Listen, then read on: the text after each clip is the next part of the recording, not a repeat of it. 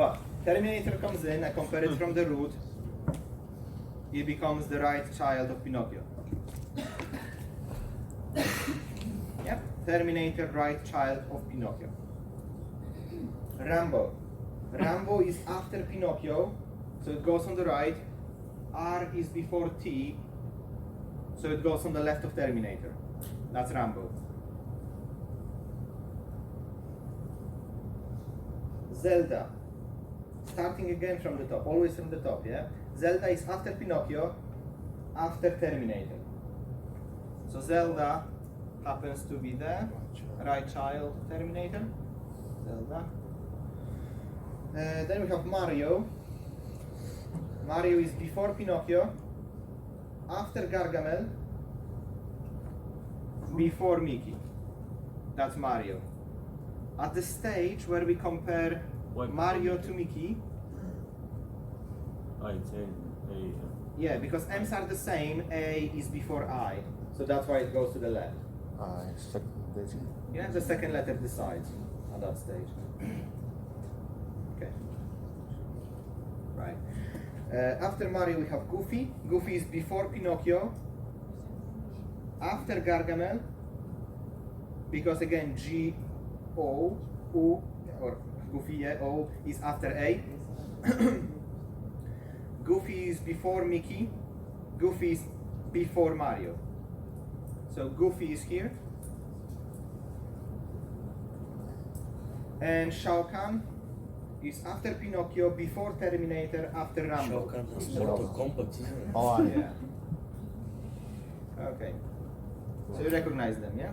Yeah, of course. Yeah, I'm gonna watch Shrek tonight for a revision.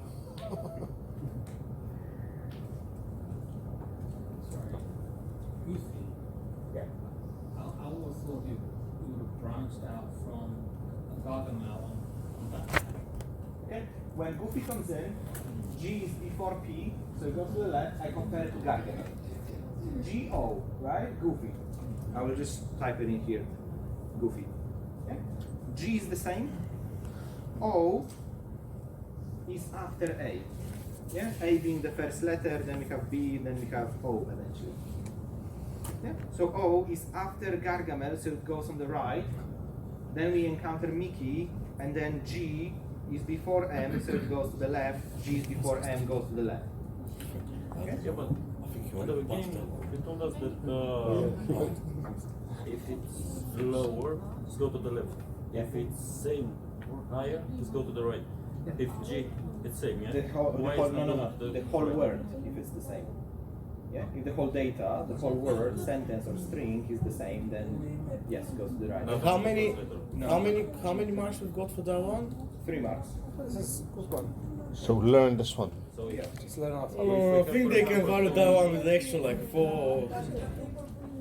And it's not finished yet. So, for example, if we have two Mickey. it's Oh, okay. still- If you had another Mickey, it would go on the right. Yeah. Yeah. Why? Because there's no other way you can. Yeah, because Mickey is the same as Mickey, so the Left is already occupied, so you go to right. Yeah. No, anyway, even if it was basic, it was going to right. S comes before T. S, yeah. Let's just move on. Why is Shao Kahn not Mental all the way around? So S is before P, so it goes to the left. Yeah. I have Rambo. S is after L. P R S. Yeah. P Q R S. Yeah. What about this one? What about the other one? Yeah. Okay. It's all about the alphabet. Yeah. So practice. English. Oh. Yeah. Oh, A little song has the A, B, C, D. Your word. Alright. Sorry, I did it. I am not done with this question, by the way. No? No, I need What to do they draw want something. now? Yeah. Okay. After you have the tree, you have to drop down the flags. Draw the flags from the middle of every node in order to traverse it. And those sorted. Okay. So drop the flags in the middle of every node between potential left and right child. That's where the flag should come down. After that, Once you have all the flags, you want to start at the top of the tree and go in the anti-clockwise direction around the shape of the tree, collecting the flags. So I go from the top, anti-clockwise direction is to the left, right? I go around the shape and I collect the items. First flag I collect is Gargamel. And once I hit a flag, I output it at the bottom. So Gargamel. First flag I have hit.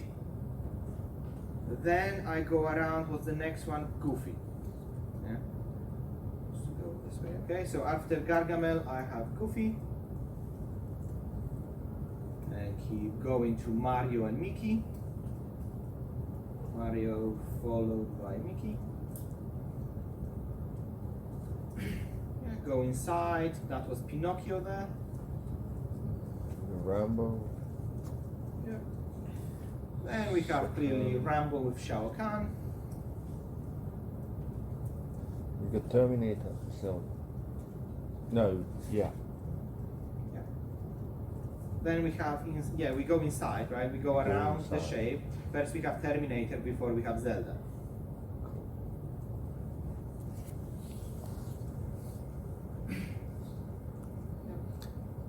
Okay. That's a lot of work for 3 marks, honestly. Yeah. That's a bit unfair. No, really, isn't it? It's a lot. Better bring an extra pen. Ink will finish. This way. A lot of marks, no, well, sorry, a lot of work for the marks? No, I wouldn't say so. You get like 20 marks for this. Yeah. Probably it's a correct. bit, It's a at bit least too much 20 for a marks. person who doesn't know, you know. Okay, well. Alright. Okay. Capito. What's that? 11 now. Yeah. Yeah, I mean, are we happy with question 10? Very happy? You know your Shao Kahns and Pinocchios and everything? Yeah? So Okay. that will be the end of this question, innit? Yeah, that will be Cool. the question finished in it. Question 11.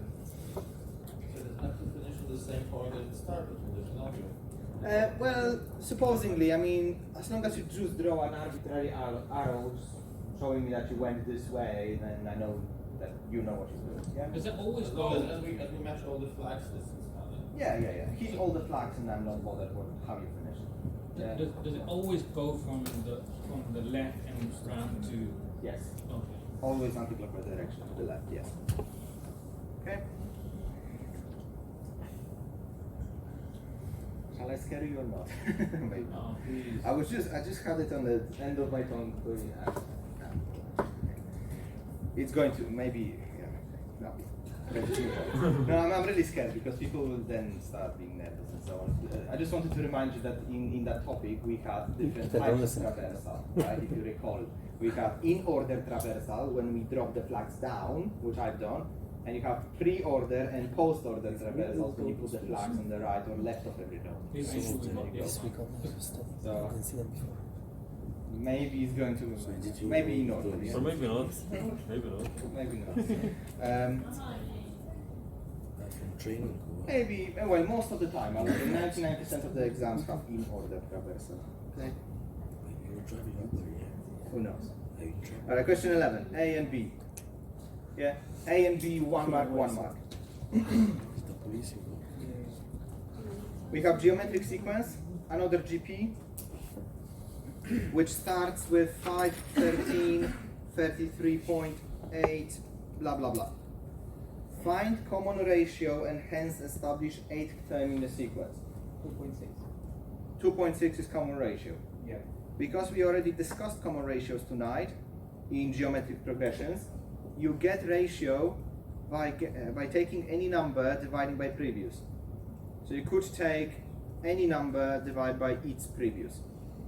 13, yeah, and so on. That's 2.6. Okay, so 2.6 is the common ratio. So what I'm saying is that to get the next number, I would pre-multiply by 2.6 times 2.6 times 2.6. That's how progression is generated. But then I need to use a formula to find one specific item, namely the 8th term in that sequence.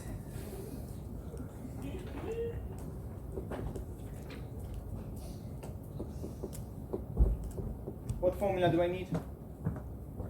Geometric progression. Yes, and which one is that? A parenthesis 1 minus r when raised power. Not that one. Yeah. SN. Yeah, No. yes, And Okay. If you could please turn your attention to the appendix for a moment, all of you. Yeah. Right at the top of the appendix, you have AP series and GP series. No. AP series for the arithmetic progression. Look, it's not AP, it's not. Look, what I have in the question is geometric sequence, which is the same as geometric progression, fine. But notice that those two formulas are for series. And it clearly says that you're looking for the sum of arithmetic progression, sum of geometric, which means when you are applying the formulas, you are trying to add up all the terms, all the numbers in the progression.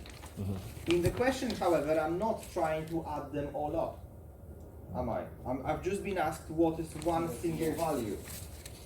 So I'm not looking for the total of 8 values added together. I'm looking for one single value. Common ratio. And for this, you need a separate formula which is not in the appendix, because it's one of the simpler ones, which comes down to you understanding what is geometric progression in the first place.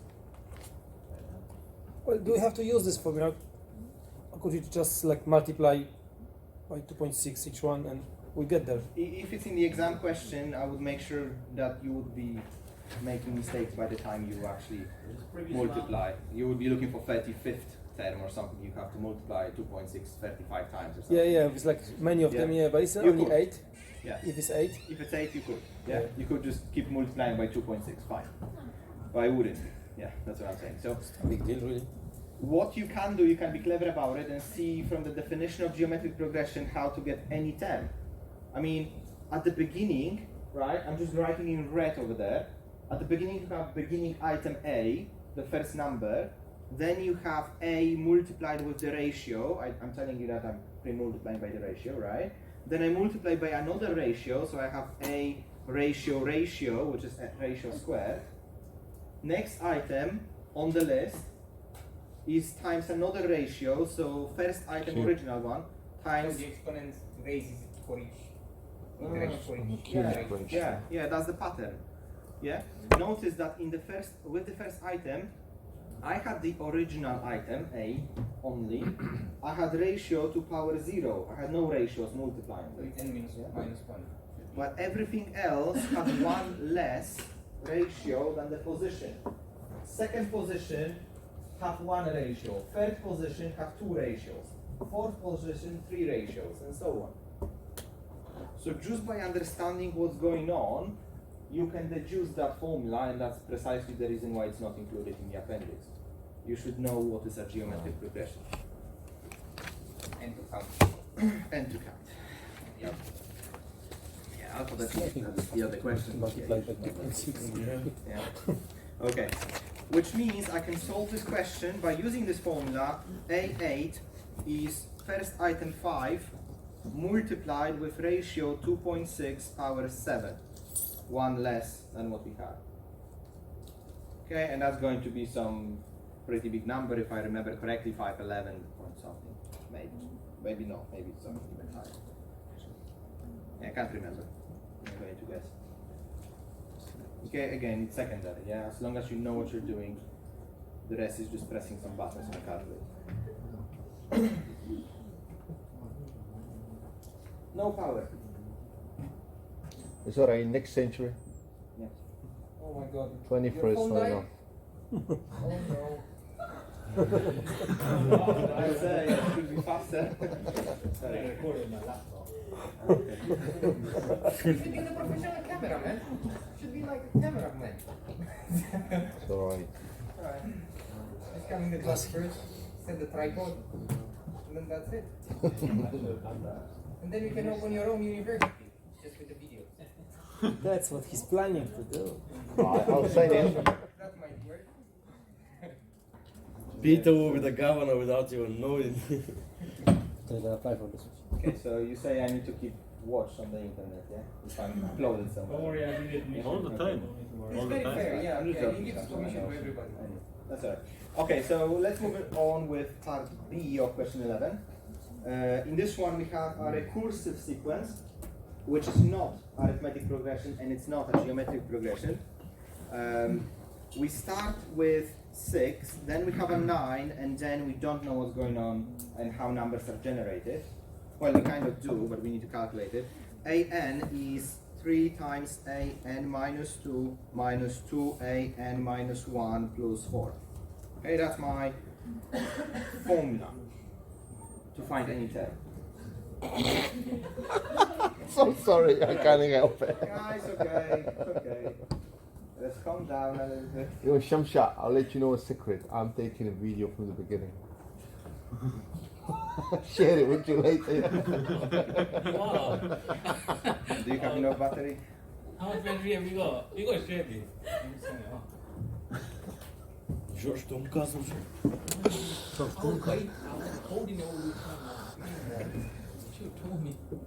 Yeah, at least you could have taken notes. But okay, okay. We'll manage, I guess. Okay, so that's my formula. 6 and 9 is where I'm starting from. I need to calculate third and fourth term. So I'm looking at the very next two numbers. Yeah? So I'm looking at A3, third item in the progression. Yeah, I have position 1, position 2. Now, I suggest, just to avoid silly mistakes, that you put the 3 in the place of n before substituting 6 and 9 inside. So write the rest of the formula replacing n with 3. So I'm going to write big 3, a, 3 minus 2 at an index of a. Yeah? Instead of n minus 2, 3 minus 2. Minus big 2, a, 3 minus 1 as an index. Plus big 4. On purpose I'm saying big or small because the small is just position at the end of the day. Big number is just a number. Terms of interessant. So the next line I'm going to write, the next line is 3a1, right? I'm just evaluating the index at the bottom here. Just doing it slowly, yeah? Minus 2a2 plus 4. So you would notice that A1 and A2, they have their values defined in the question. I can just replace them now into the formula. And that will give me A3. So I will have 3 multiplied with value of A1. Value of A1 is 6. I've been told about this in the beginning, yeah, at the beginning of the question. Minus 2 multiplied with value of A2, which is 9, plus 4. And that's 18 minus 18 and plus 4, overall 4. So I know that in my sequence I have 6, 9 and then 4. Okay? 6, 9 and then 4. But I'm still looking for the fourth number, so I just repeat what I've done. But instead of having A3, I'm having A4. I'm having a look at A4. Sure. 3 times A4 minus 2 minus 2 A4 minus 1 plus 4, which evaluates to 3A2 minus 2A3 plus 4. And yet again A2, A3, they have the values. 3 times A2, A2 was 9. Okay, well, keep the color coded. Minus 2 times value of A3, 4, which we have just calculated. Yeah, that's the whole point of recursive sequence. It uses the previous values. Okay, so we have 27 minus 8 plus 4, 23. Yes, and that's it. Yeah, I was looking for the 4 and 23. How many points for this? 2? None. No, like I said in 11 question, part A, 1 mark. It's 25. Part B, 1 mark. It's 25. There's only 1 mark. The whole. That's Yeah, I mean, for question 11, 1 mark, 1 mark. 23, 25. oh my lord. All this. 27 minus 2 is What do you 25. mean the answer? 1 mark. It didn't take me 20 minutes and I had to explain it. Don't lie. No, but Okay. So 6, 9, 4, then 23. That's my progression. Okay. That's all. If you think that it's not worth it, skip it or move it or do it at the end. Oh yeah, you want to have a look at that one? okay. Still 25. Okay, what do you say? 10 more minutes and then we take a break? Or do we not need break? We don't need a break. We don't need break. We need a break. No. We need a little break. We need a little break. Okay. Okay. Yeah, it's like the European Parliament. If one say yes, that's it. Question 12. 12. Go on then. Yeah. You want to take a break just before section B for 10 minutes? Depends. Is how that quickly relevant? we go through. Oh, okay, that's fine. Anyway, I've had break for about 1 month now. Okay, question 12. Have a look at that. Okay, it's a typical Bayes theorem question. It's estimated that cheerophobia affects 4% of UK's population. A test picks up cheerophobia in 86% of the cases when the subject is suffering from it. In 82% of the cases, the test comes back negative when the subject does not suffer from this particular phobia. What is this Loredana? phobia about? Lore, you've got cheerophobia. You sick? No, it's Loredana, not Loreana. Where you get it from? Any names are not being picked on. I want a contracted swell. You don't have cheerophobia though. I don't even know what that phobia is about. Easy, Alright. easy. I'm scared of exams. If that's what it is, then I have it. It's an examophobia. Alright, Loredana took the test and it returned positive. What's the probability Loredana is actually suffering from cheerophobia? Use Bayes theorem to find the answer. Cheerophobia, by the way, is the fear of being happy or smiling. That's her. That's how. Alright, No, she's definitely not suffering from this. alright. You have a phobia for everything these days, apparently. That's what cheerophobia is, in case you wonder. Now, Bayes theorem question, very typical, 3 marks, by the way. Yeah. Okay. You started off by setting up 2 letters. 2 letters, 2 variables which will define 2 events. Something that is either true or false. I will use A and B, or you can use any 2 letters you want. I will have event A has cheerophobia. A person actually has it or doesn't have it. Has cheerophobia. Okay. So that's how I define it. That's A. And B, test is positive. So the test we are performing can be positive, so it highlights somebody to have cheerophobia, or it can be negative, i.e. it tells the person you don't have it. In both cases, whether the test is right or wrong, or whether the test is positive or negative, it can be right or wrong. We can test a person who doesn't have cheerophobia, the test will incorrectly say they do. We can test a person who does have it, and the test will come back, saying that it doesn't. The opposite. That's the whole point in this question. You need to identify 2 events, 2 things that vary within the question, and these are the exact 2. There's nothing else in the question that is mentioned. After having your 2 letters defined, you go to the appendix to see The formula. the formula for Bayes theorem, And here it is. and here it is. Except, We need to see what exactly we need. exactly, but before you actually jot down the formula, we get a break. No. Come on. What do? We need to identify what probability we are looking for. Loredana has taken the test, and the test came back positive. And we know the test is positive. What's the chance the test is correct? So we are looking for probability. Loredana has cheerophobia. That's A. Yeah, has cheerophobia.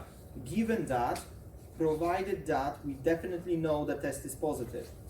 So I'm looking for A Second given option. B. Yeah. Yeah? Capito. A given B.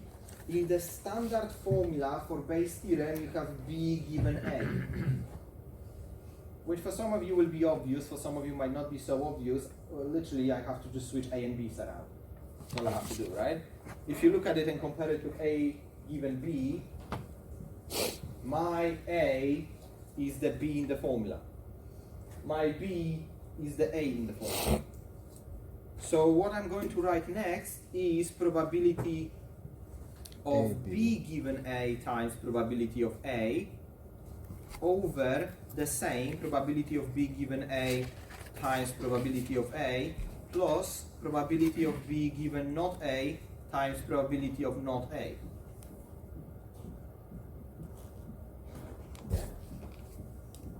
I suppose what I'm saying is that don't blindly copy the formula and that's it. You're keeping A's and B's as they are printed, yeah? Unless you defined your events the other way around. Or if you use different letters, then maybe it's not going to be so confusing. If I used, I don't know, T and P or whatever. Okay, I have the formula. From the formula, I should identify the 4 probabilities I'm looking for in the question. And these are probability of B given A, probability of B given not A, probability of A, probability of not A. And they are somewhere hidden in the question.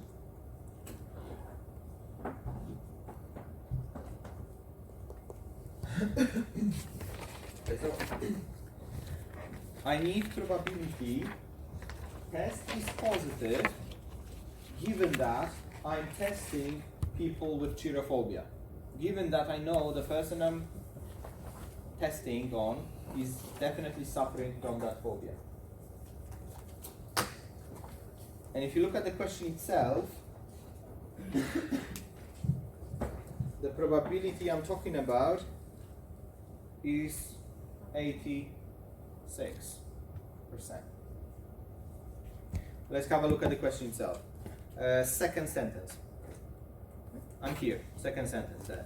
A test picks up cheerophobia in 86% of the cases when subject is suffering from it. So if I have a room full of people with cheerophobia, a very depressed room with people who all have a fear of laughing and being happy, my test will be correct in 86% of the cases. My test will be positive in 86% of the cases if I only consider people with cheerophobia. So probability of B given A is 86%, which is mentioned in that sentence. And I turn it into decimal version straight away because that's what I need for the calculation to take place. But notice the second probability, the second conditional probability here is a little bit different, okay? It's not going to be the remainder of the percentage here. It's going to be completely separate because I'm talking about probability of test being positive given that I'm testing non-affected patients. So I am in completely different room with people who definitely don't have cheerophobia. I'm testing them, what's the chance the test is positive? Sentence number 3 in this case. 18%. 18. If you said 18, because I didn't quite hear it, I didn't quite catch it, if you said 18, that's correct. Well, let's have a look at that sentence. In 82% of the cases, the test comes back negative when subject does not suffer from it. So I am in the right room with people who do not suffer from cheerophobia. What I've been told about negative test result, my event at the beginning of the question was clearly positive, which is the opposite of negative, right? So in here I have 100% minus the 82 which was quoted, and that is the remainder 18%, which is 0.18. Yeah. So here you say that B is positive, so B means the test is positive, and A, the patient has not suffering, right? They should not be both negative to get the 80%, because actually to get the 100% is the difference. Why B is positive? Why B? They should be both. cannot be both. I can either settle for it to be positive or negative. I need to make a choice. At the beginning of the question, I could define B to be negative test result, in which case I would use 82% here, but I would be using 14% here. I just would understand B to hold something else for me. It's a bit confusing because the sentence says that the test is negative and they not soft, so it's a double negative. Oh, in that sense, okay. Well, basically what it means is that you have two rooms, like I'm trying to say, two boxes full of people. Yeah? This one is suffering from it, not suffering from it. And all it is really is the distinction between which room you are considering. The second sentence, right? We had 86% of the cases when they are suffering, if we are in this room, the test will be positive. So in majority, I don't know what 86% would actually be, but let's say this, 86% is test being positive. Right? In the second room, okay, third sentence, 82% of the cases the test comes back negative when the subject does not suffer. Okay, so if I'm in the room, the 82%, which will not be on the scale too much different to 86, let's say proportionally, yeah, that's negative. But I only have been interested in positive test result, just the remainder. Aye. Yeah, I am only considering one way and not the other, and I'm trying to gauge you visually, really, that I'm only interested in this black area here. I could have, like I said, I could have said B at the beginning of the question, that's negative test result, in which case I would be considering the red areas of two different populations of people. And I'm trying to combine it into one single probability. It's not a simple concept. If you want to revisit Bayes' theorem, there are a few videos linked under week 9. Okay, I don't know if you've seen them or not. One by me, and then I linked one more by somebody else, and then a couple of articles by somebody else about Bayes' theorem. It's all under week 9 and also in the announcement section in Moodle, if you want to catch up on Bayes' theorem. Nevertheless, let's finish that one off. The other two probabilities are easier, thankfully, because it's only talking about probability of having cherophobia, probability of suffering from it, where the only information we have on that is that 4% of the population is affected. So that's what we have to roll with. We say probability of having cherophobia is 4% in the entire population of people. Not having it is what, 90? 96. 96 is remainder, yeah? Because you can either have it or not have it. Sweet. What about me? I'm joking on it. Okay. And the rest is just calculated work. Yeah, the hard task is to identify what you have to do and what are the 4 probabilities to look for. The rest is simple enough. Probability of A given B is 0.86 multiplied with 0.04 over the same multiplication plus 0.18 multiplied with 0.96. I mean, are we always going to get the figures A and B, or we could get A and B and C and D? Only 2 figures. Only 2. Because you only consider 2 events which you're going together. Yeah. I'm not going to be so mean to give you 3 or 4 events being No, combined. I'm sorry, it could be. Is it mathematics? So not in the exam, yeah? No. Yeah. Okay. In the exam, 2 events. Yeah, definitely 2 events. Okay, so you go on and calculate that, and that's some low figure. Go on. Again. Yeah. 3 dots. Really? I didn't get my thing. So that's it. You can obviously calculate if that's your exam question, yeah? No. But I'm just going to leave it there. Are they going? Okay.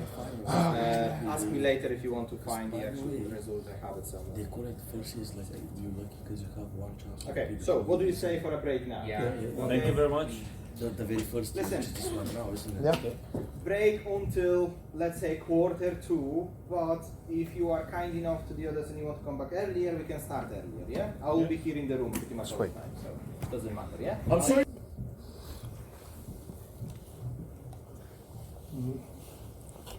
Orange juice, someone? No. Orange juice? It's free.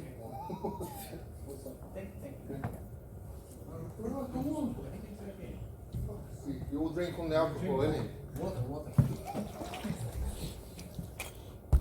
Jesus. If I say to anybody who wants vodka, I'll get different responses.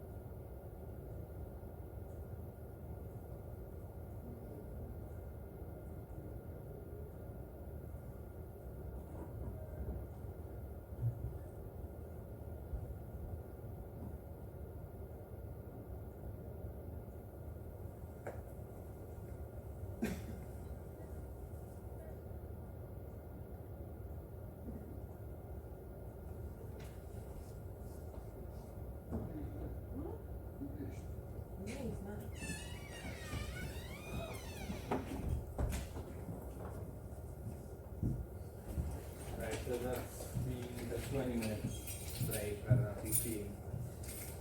So although I would like to wait for everybody, I think we should just continue like this. So we have Yannick in this question 13, who is playing around with some blocks with numbers. Yeah. So, by the way, it's a fantastic idea if you have a 5-year-old, you can occupy them by giving them blocks and making them find some numbers. Sure, that will work well, right? Well, anyway, in this sort of scenario, we have this 5-year-old where he has 10 blocks in total, each with a different digit, meaning those digits, which I've shown over there. And he wants to know the highest and smallest 8-digit number he can put together. He doesn't know numbers, okay? For us, it might be obvious that forgetting about those two blocks, this is the 8-digit number that's the lowest possible, right? You cannot get a lower possible number with 8 digits, where each digit is distinct. Okay, he doesn't know that. What's the probability he will get the smallest number the first time he tries to arrange them at random? Okay. So the problem really becomes one of those which are permutations or combinations. Okay, how many different ways could he arrange the blocks? That's the idea here. Okay, how many different ways? Now, to distinguish between permutation or combination, what you have to do, you have to work out if order makes a difference or whether it does. So, if you have just two blocks, like 1, 2, putting them in this order or this order doesn't make a difference or not. It's not a tricky question. Yeah. You have 12 or you have 21, depending on whether you put first one first or the second one second and so on. Yeah. So order matters. Okay, so order makes a difference. And therefore my conclusion is I have to use permutations. Okay. Permutations. Can't write. But permutations. Okay. You use combinations if when choosing the sample, the items in the sample could be anywhere. Here, clearly, putting the blocks in different order makes a difference to the overall number we are getting. So I use permutations. Both permutation and combination formula are in the appendix. They are both very similar. They have two arguments, n and r. N is the number of items available, r is the number of items we are picking. We have n factorial over n minus r factorial. And in our case, n is 10 because we have 10 blocks available. R is 8 because we are composing 8-digit number. We are only picking 8 items out of 10, and we want to know how many different arrangements we can produce. So permutation from 10, we are picking 8. From 10, I'm picking 8 items. And this is 10 factorial over 10 minus 8 factorial. And if you remember your factorials well, it means you multiply 10 with 9, with 8, so with on. 7, with 6, with 5, with 4, with 3, with 2, with 1, but I can write 2 factorial over 2 factorial. Basically what I advise you to do is to unwrap the top of it, the top factorial until you find the bottom one. Because once you do that, you can kill them off. You can say, oh, 2 factorial die. Okay? Dies here, dies there. So overall, you just have a multiplication of those few numbers.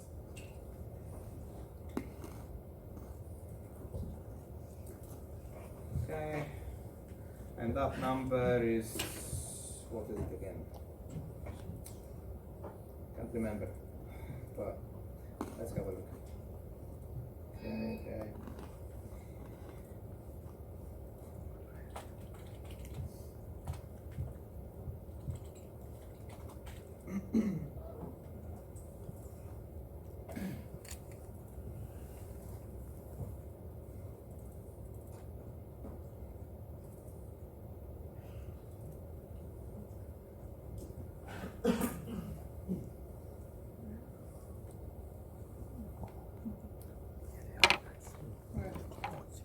Here we are, I guess, 1,814,400 different ways. Yeah, okay, so 1,814,400 different ways of arranging 8 blocks if you're picking from a pool of 10 blocks, and the order matters. That's why it's such a good idea to involve your 5-year-old. Yeah. Ask the 5-year-old who will find all the possible numbers. It'll be fun. Very, very fun. That's not the end of the question though. We want to know probability he will choose the lowest number first time of asking at random. If he's doing that at random, he's picking one arrangement of the blocks out of that many arrangements that exist. So that's precisely the likelihood he will randomly pick the lowest number. Because there's only one lowest number out of that many numbers that could be composed. Combination. So that's it now. There's nothing else to do. So we are doing 1 over that number. Yeah, 1 over that number. Yeah, because it means if it's just not 1 of the. Yeah. So we have 1 million blah blah blah. Lower combination, right? That's how many overall combinations, arrangements. I don't like to use the word combination because then combination, but yeah, how many arrangements you have, yeah? One of them will be the lowest possible number overall, which we adults and intelligent people can say it's just those 8 digits in this order, precisely in this order, yeah? Only one. So it tends to be 1 over what you calculate at the last stage, tends to be.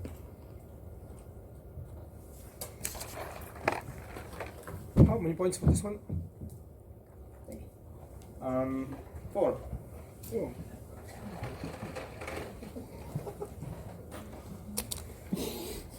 No extra marks, yeah. Anyway. No. 5. Thank you, Adam. It's not you? Oh my god.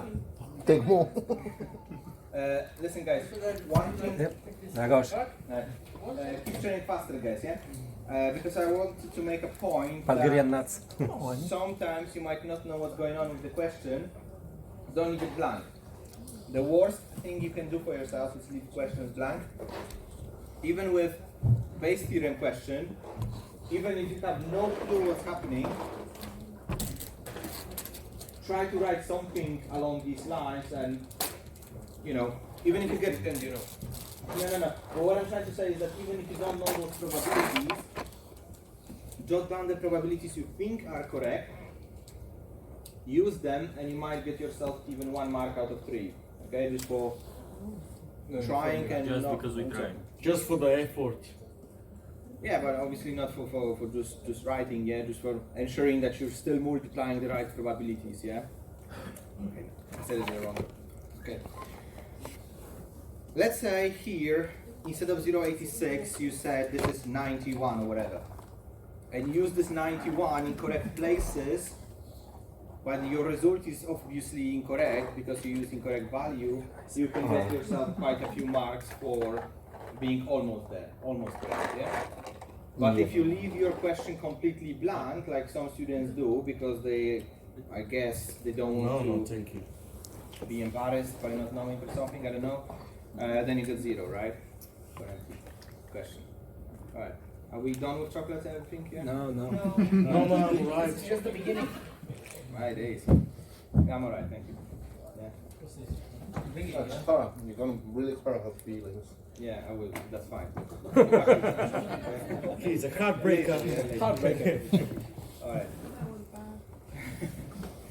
Sorry. All right. So, are we okay to continue? Yeah. All right. We are, she's not. Trauma.